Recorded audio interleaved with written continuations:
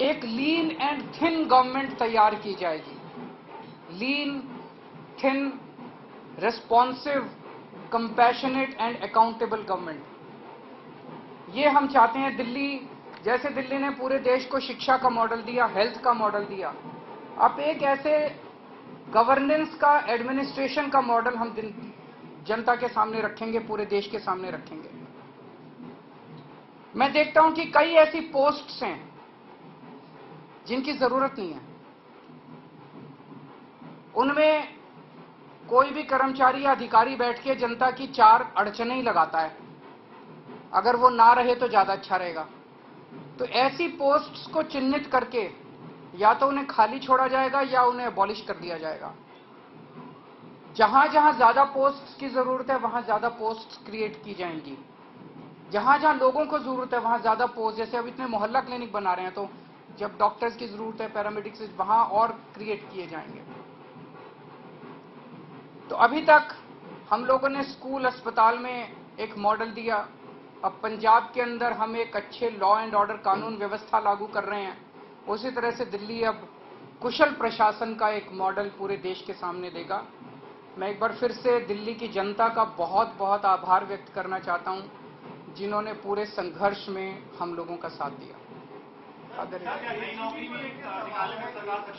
हैं जी, नई रिक्रूटमेंट निकालने में सरकार सक्षम होगी? बिल्कुल होगी। सर्विसेज आने के बाद हम नई पोस्ट क्रिएट कर सकते हैं, पुरानी पोस्ट अबॉलिश कर सकते हैं, कुछ भी कर सकते हैं।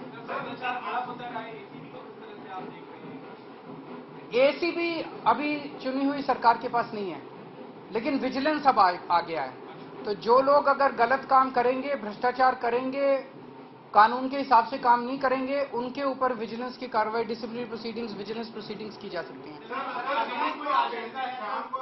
से मिलने जा रहे हैं, उसमें क्या बातचीत होने की संभावना है? क्या आप उनको अब यह अनुरोध करेंगे कि वो अब और किसी प्रकार का हल्ला ना लगाए, और सुप्रीम कोर्ट ने जो निर्देश दिया, उनसे आशीर्वाद लेने जा रहा हूं।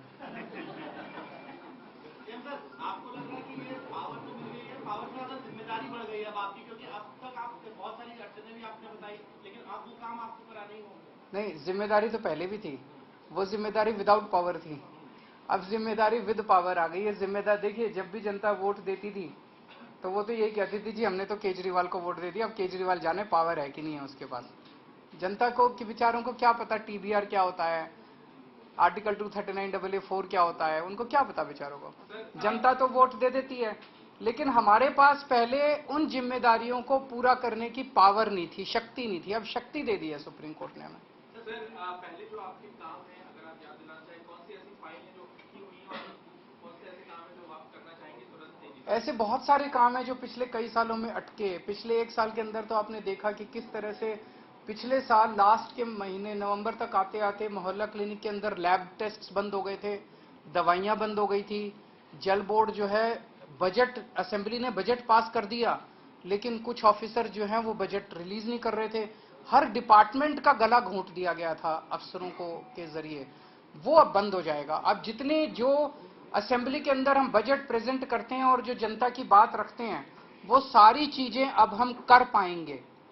अधिकारियों की मीटिंग आपने बुलाई है, बड़े अधिकारियों, क्योंकि कहा जाता रहा है कि एलजी के जरिए अब तक ये काम कर दे रहे हैं, तो क्या उन्हें मीटिंग के लिए आपने बुलाया? जरूर बुलाएंगे, अब आने वाले टाइम में मीटिंग्स होती रहेंगी। सर, अभी हाल के दिनों में बहुत सारे ऐसे फैसले एलजी ने लिए जो कि मतलब सरकार के अधिकारों का उल्लंघन करके खुद से लिए गए। क्या अब उन फैसलों को रिव्यू भी किया जाएगा? वो फैसले कई सारे गलत हैं। इनफैक्ट कई सारे तो सुप्रीम कोर्ट में पेंडिंग है। कल एल्डरमैन का केस आ रहा है सुप्रीम कोर्ट के अंदर। ट्यूसडे को डीआरसी के चेयरमैन की अपॉइंटमेंट का केस आ रहा है। फिनलैंड जो हमारे टीचर्स को नहीं जाने दिया, उसका केस सुप्रीम कोर्ट के अंदर पेंडिंग है। जब मेंशन ही किया था हमने ये केसेस तीनों, तो सुप्रीम कोर्ट की टिप्पणी काफी तल्ख थी कि ये कैसे एलजी साहब रोक सकते हैं। एल्डरमैन की अपॉइंटमेंट बिल्कुल गलत हुई है।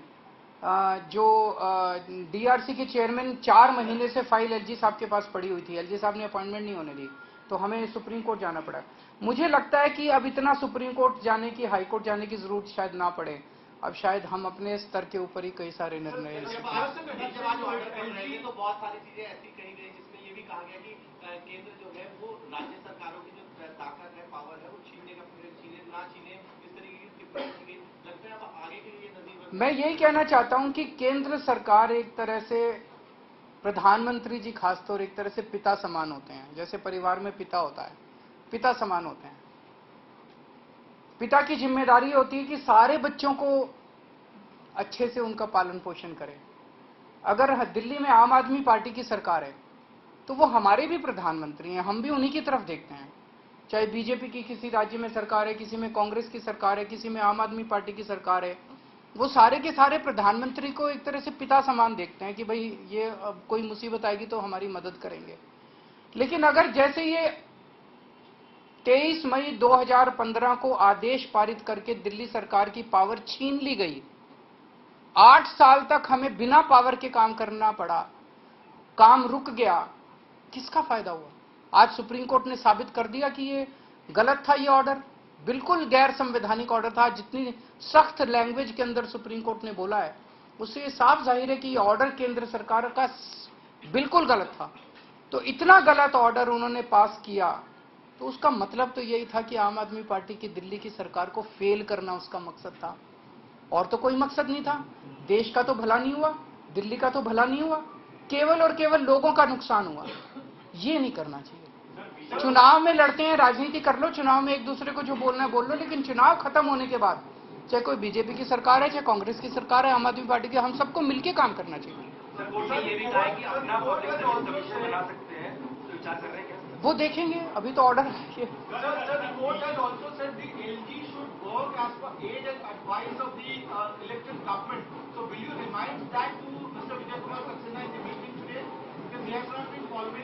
जब उनका आशीर्वाद लेने जा रहे हैं तो सारी चीजों पे आशीर्वाद है जी, मिलके काम करेंगे। बीजेपी के नेताओं को बयान ऐसा भी आ रहा है कि अभी संसद भी है, संसद में कानून बन सकता है, अलग अलग तरीका उसमें बदलाव कर देंगे, बड़ी बेंच के पास भी जाया जा सकता है। ये पहले भी स्कूल में दलील दी थी सुप्रीम कोर्ट की तरफ से कि 9 बेंच के इस मामले को लेकर क्या मेरे ख्याल से लार्जर बेंच नहीं, आज उन्होंने क्लियर कर दिया। 5 जज बेंच को अगर रेफर करना होता तो वो आज ही कर देते, तो लार्जर बेंच का ऑप्शन नहीं है।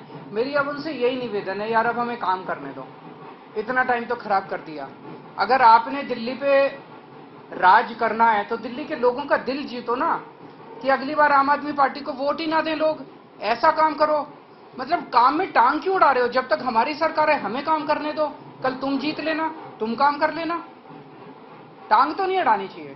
सर मीडियम का जो फैसला आया है, बस की फाइल आपने पहले भेजी थी, कुछ दिन पहले ही प्रेस कॉन्फ्रेंस आपने की थी, एग्रीगेटर फाइल आप भेज चुके हैं, 2 फाइल लेटेस्ट आपने भेजी है, जब का जवाब आ गया है या अभी आया नहीं। कानून के अंदर एलजी साहब के पास 7 दिन का टाइम होता है, तो वो भी मैं आज उनसे रिक्वेस्ट करूंगा कि 7 दिन में क्लियर करना चालू करें फाइलों। सर महाराष्ट्र का जो फैसला आया है उसमें भी राज्यपाल की भूमिका को बहुत ही, मैंने उसको पूरा पढ़ा नहीं है, मैं अपना फैसला सुनने के बाद मैं थैंक यू सो मच।